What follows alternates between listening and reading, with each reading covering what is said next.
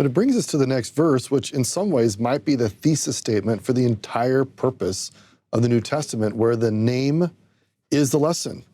The angel says, "She shall bring forth a son, and thou shalt call his name Jesus, for he shall save his people from their sins." And of course, the word Jesus means salvation, or to save, or Jehovah saves.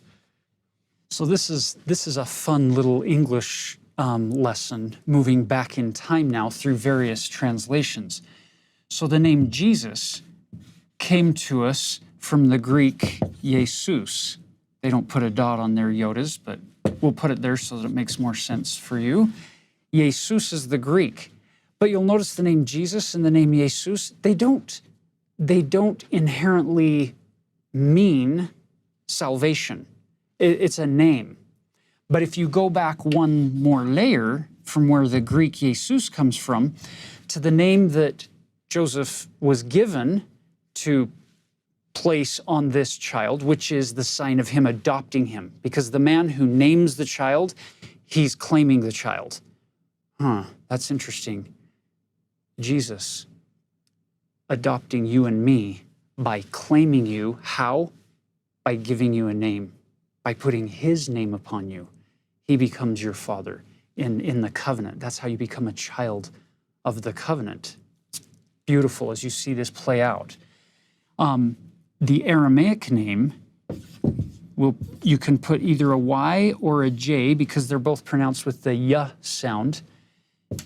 The long form, Yehoshua, or the short form, Yeshua, that's what Jesus would be known as. You wouldn't go back in a time machine to Galilee and see a young Jesus running around and say, "Hey, Jesus," nobody would know who you were talking to.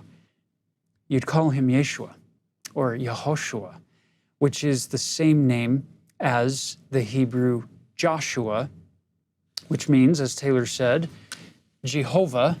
It's the root, either the Y or the J. Jehovah, Shua, saves.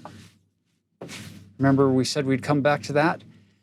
Joseph, you need to name Mary's baby Yeshua or Yehoshua. Why? Because he shall save his people from their sins.